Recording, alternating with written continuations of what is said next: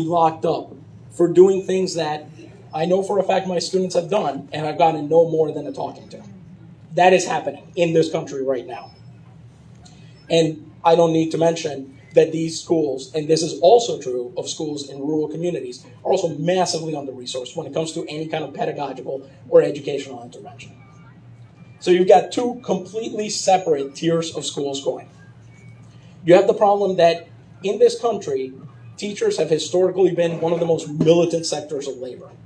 The Chicago Teachers Union, which was the first local in the American Federation of Teachers, showed everybody that actually a bunch of school teachers could shut down a good portion of a city if they felt like it. They did that back in the 1920s and 30s, before they were even a formal union. And they showed the nation that teachers could push back, and that they weren't just pushing back on their own behalf, but for their students. And if you look at the recent teacher strikes that we've had across the country, in Chicago, in New York City, in Los Angeles, in West Virginia, in Oklahoma, in Arizona, these have all been not just for pay and working conditions, but for things students need, for social workers, for school nurses, for psychologists, for librarians, for things that students need and that we know that they need. And lastly, and I believe we've heard this word mentioned a whole lot, is fear. This country is very, very afraid of having a populace that is educated properly. A lot of parents in this country are very, very afraid of their kids being educated differently from how they were. I think you might remember the panic over Common Core a few years ago. Because your kid learns math differently, that's a problem. Because your kid learns American history slightly differently from you, that's a problem. But there is a fear that if we all learned true things about this country, that if we all learned collaboration instead of competition, that if we all learned to envision something different, that solidarity could damage the ruling class, that could break their stranglehold on power, that could allow us to progress as a citizenry, and that they cannot allow. That's what you're hearing from the speakers at places like the Reawaken America Tour. That's why there's so much fear of schools. That's why there's so much fear of teachers. That's why there's so much fear of education. So what do we do about that? I'm going to start with a communitarian, and I'm going to an informal, and I'm going to build up to a little bit more discrete acts. And the chief one is, and again, I can say this, being from a very different cultural background, is that you don't need a degree and you don't need to work at a school to be a teacher. We all have a responsibility to educate each other. And I think one of the problems that we have in this country, and one of the reasons that we treat teachers the way that we do, is that we tend to think of education as something that only happens in a classroom. Even though we say it doesn't. We say rhetorically that it doesn't, but that is how we treat it in actual fact. And we have a responsibility to treat each other well, obviously, but to teach each other the truths about American history, the truths about where we are in this country, to lift the scales from each other's eyes. We can support militant labor in our teachers' unions. I know in Rochester, there's the rank and file educators, ROAR, who have been doing great work in trying to push back on the Rochester School District's long history of neglect towards its students and its teachers. And again, I will mention that in many urban cities, there have been these strikes that, couldn't have succeeded without the support of the school community. I will also mention that parent activism can help, and we know it can help because we saw it help on behalf of parents who, didn't want vaccine mandates or didn't want masks or don't want their kids learning that, maybe Thomas Jefferson wasn't actually the greatest human to have ever walked the earth. And it can help. We've seen it work. New York City is that's the case I'm most familiar with, has removed a bunch of its high-stake testing requirements and made them optional because parents protested. And in particular, when parents who have the time and energy to show up at school board meetings and, say, this is important to me, this is an important issue, and I want to change the way that these things work, they tend to take notice. And speaking of, if you have the time and energy to show up to those meetings, and you have the kind of values that I'm hoping everybody here has, because you're here already, you might consider running for school board. I will tell you right now, I did a very, very cursory glance through local school boards. You want to tell me, can you take a wild guess how many active teachers, or how many teachers at all are serving on those? Yeah, that's probably a good guess. That's how cursory it was. In many places, they're actually prohibited from running because, as long as they're employees of the district. But even if they're not, even if they're retired, instead, school board seats are taken up by people who define themselves as victims of the school district. That happens multiple times. I've seen that in multiple candidate bios where I live. And to me, that's ridiculous. Why would you, even if your job, even if what you want is to help improve it, defining yourself as a victim already tells me that you have the completely wrong mentality to go about doing that. So if you do have the time and energy and you have the right values, you should consider doing that. We need people like you in local offices like that because you can affect way bigger change than you might think. And even one voice on a place like a school board, controlling a local district, even one voice that dissents from this dominant wave of fear, of anger, and of, in many cases, cowardice and unwillingness to deal with that would be worth a lot to those of us who teach, to those of us who are learning, to those of us who have to experience that fear on the inside. Thank you very much. Keep it over.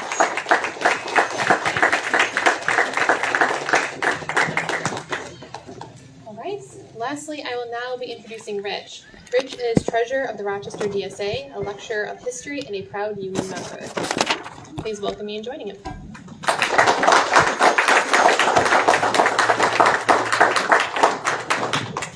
All right, thank you, comrades, friends, allies, everyone for showing up today. Just your presence here is an inspiration to me, and I hope to everyone as well. I always love an opportunity to talk about my twinned interests, socialism and history. My perspective here is how can we know what we need to repair and what we need to tear down if we don't know what's already been built.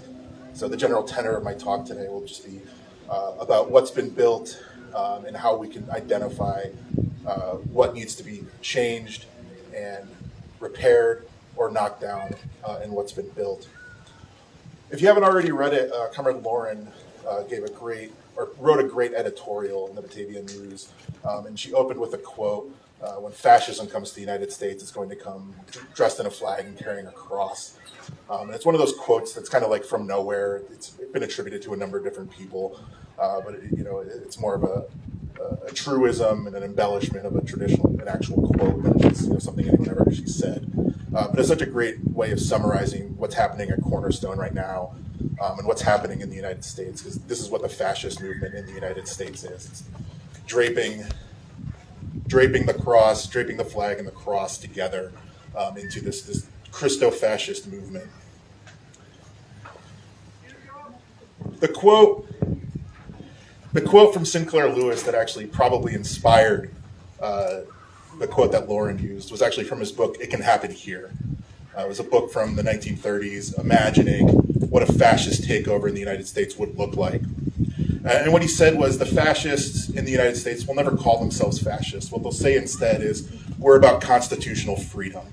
We're about traditional freedom. And so it behooves us as Americans to understand that when they use those words, replace them with fascist. We're calling them what they are because we need to name what our enemy is in order to defeat it. When Lewis wrote that book, he was writing in a context of ascendant global fascism. The Japanese empire was already deep into a genocidal campaign against China by the time he wrote that book. Germany had already perpetrated the Anschluss against Austria and was beginning its campaign against the Sudetenland and the Czechoslovakia. Italy, under Mussolini, was already commencing the reconstruction of its African empire toward the goal of a Roman Empire reestablishment. This was Mussolini's explicit imagined goal as a fascist leader in Italy. And so it was easy for Americans at the time to imagine that fascism was something that was happening over there, overseas, in Spain as well. The Spanish Civil War was also raging. But what Sinclair Lewis wanted to emphasize was that this may be happening overseas, but it's also something that we're not shielded from here in the United States. And so he wrote this book about an imagined fascist dictator using American institutions to subvert American institutions. In particular, what he had in his mind at the time was a celebrity who emerged from, or who used this celebrity to build a political movement, an America First political movement. And this was Charles Lindbergh, of course, the first American to fly across the Atlantic Ocean. And the parallels are visible to you; they should be. What he saw in Charles Lindbergh was the danger of combining celebrity and that kind of power and that kind of visibility with a nativist America First movement. The roots of fascism are always present in the United States. We need to look no further than our own local history to understand where fascism can emerge. Just over here around the corner from the park is the Holland Land Office. It's now a local history museum. But what the Holland Land Office should represent to us is the establishment of the social base for what could be an American fascism. What happened at the Holland Land Office was that the proprietors, the investors of that office took the land that had been conquered from the Seneca during the American War of Independence, this land, all the land west of the Genesee River, and turned it into deeds. And they sold those deeds to white settlers who were building farms and communities like Batavia, like Rochester, like Buffalo here in this area. And they were very intentional about what this republic of white settlers was going to look like. There's going to be a father farmer at the head, and this was the citizen. This was the person who had power in this community. And these were who they imagined when they talked about freedom and equality in the United States. Now, obviously, we've come a long way since the 1820s and 1830s when Joseph Ellicott was selling off the conquered land. But the society and economy that they built, the one premised on white male Christians, set the track for what the United States was going to look like. And it's the United States, that United States, back toward which the people at Cornerstone Church want to return us to. The one where the white male citizen has social and economic power, and that social and economic power is the base for their political power. As a socialist and as a historian, though, I understand, and I want you to understand as well, that everything that can be built can also be unbuilt. Over at the Batavia Cemetery, there's a statue to commemorating William Morgan. If you don't know who William Morgan was, he was a figure who arrived in Batavia around the same time that Joseph Ellicott and the Holland Land Company were selling off the deeds. He was just kind of a worker, an itinerant, taking advantage of the Erie Canal to travel the area. And while he was here, he tried to join the local Masonic Lodge. Now, the Freemasons at the time were basically a order of elites. They were for the judges, the sheriffs, the mayors, the lawyers, the people in charge. And they used their position in this organization to consolidate their power and to control local politics. And they excluded William Morgan because he wasn't one of their kind. He wasn't one of their sort. And so, a little peeved by this, William Morgan decided he was going to reveal the secrets of the Masons. He was going to publish a book that exposed their secret handshakes and their secret rituals and undercut their claims to social authority.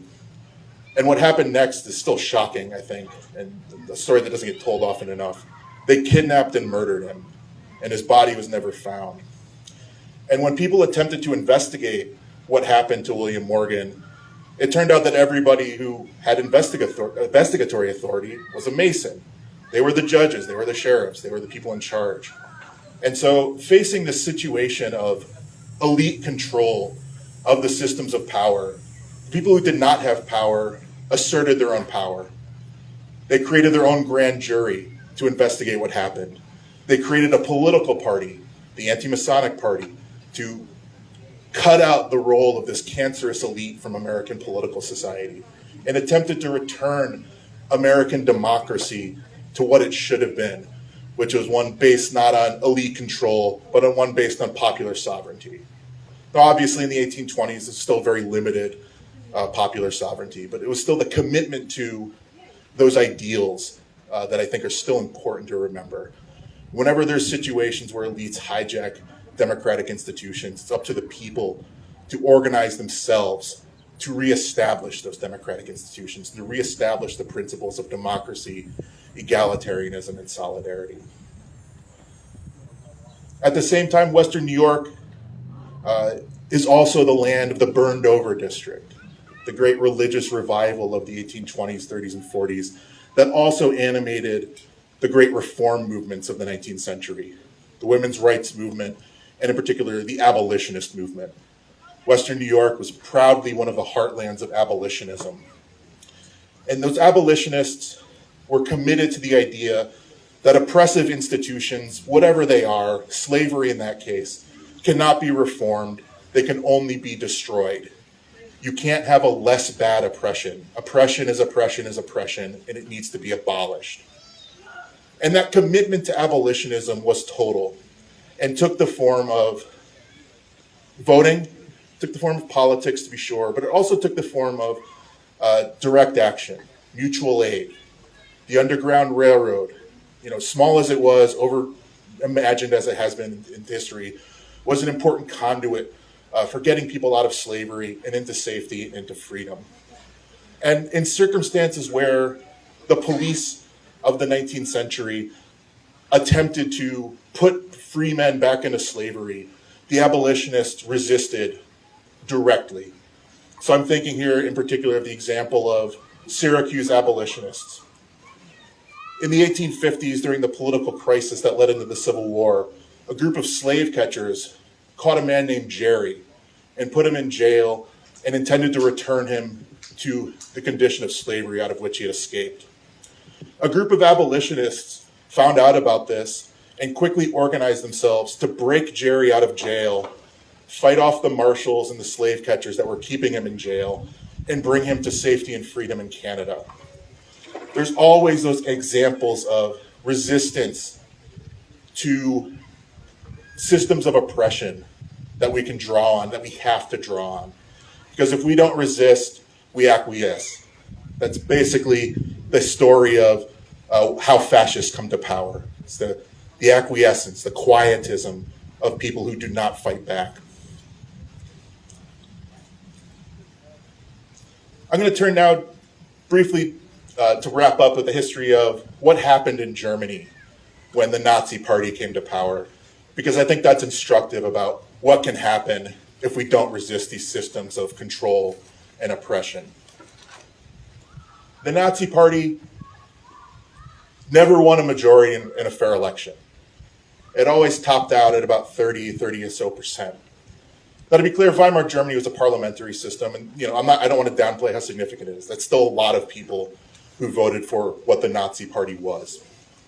But that's still a lot of Germans, the majority, in fact, of Germans who resisted the Nazi Party at the polls. Resistance to the Nazi Party also took place in the streets. One of the proud heritages of socialism and communism is that they were the ones who fought back against the Nazi Party. They were the ones who fought the brown shirts in the streets. They were the ones who understood what the Nazis were and that they had to be defeated. They couldn't be accommodated. They couldn't be brought into the political order safely. They could only be defeated. They could only be destroyed.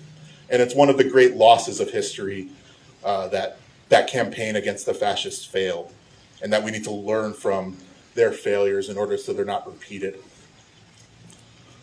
The Nazis came to power ultimately because the liberal parties and the centrist parties and the Christian Democrats of Germany decided that they were less of a threat to their established structures of power than the communists and the socialists were. And so they acquiesced to the Nazis' control and seizure of power when it happened. And then after the Nazis seized power and their police agents terrorized people back out of the public sphere and abolished those same centrist, liberal, Christian Democratic parties from the public sphere, people just returned to their private lives. They didn't know what else they could do, and so they turned to their homes, their churches, and the institutions that were suffered to survive. Even at that point, even when there was a lot of social cachet in being a member of the Nazi Party, most Germans still didn't join the Nazi Party. At its peak, its membership was about 8 million people. Again, a lot of Germans were Nazis, to be clear, but the majority of people never were. And on one hand, that should inspire us. That means the majority of people are always going to be against fascism. You know, if the example of Nazi Germany can be taken as instructive as I think it can, then we can certainly embrace our own capacity for resistance. On the other hand, it should be a warning. The majority of people were not Nazis, but the Holocaust still happened.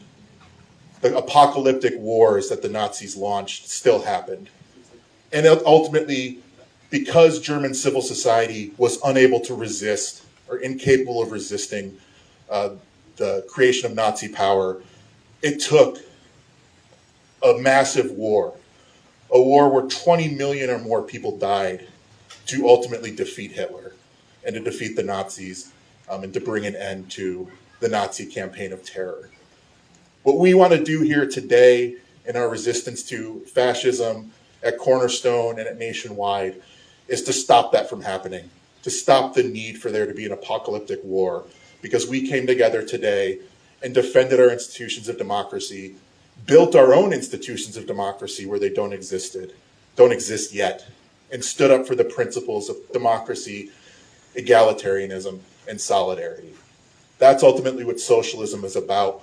It's about creating that situation where everyone has the power for themselves in democratic institutions, and that create the equality and the solidarity that we know we need to thrive. Thank you.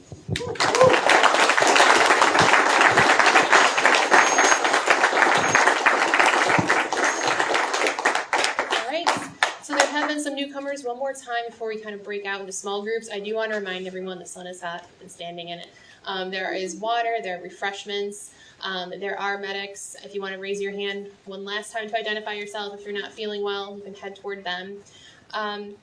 We are now going to be breaking into smaller groups to create space to reflect and expand on the topics that have been discussed.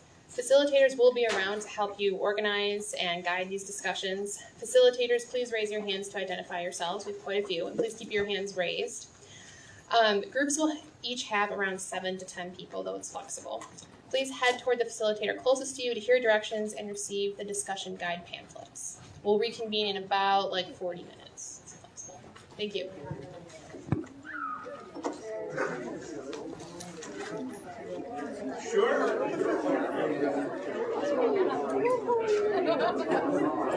Are you guys using the solar charger one? No. Okay, I'm going to steal that.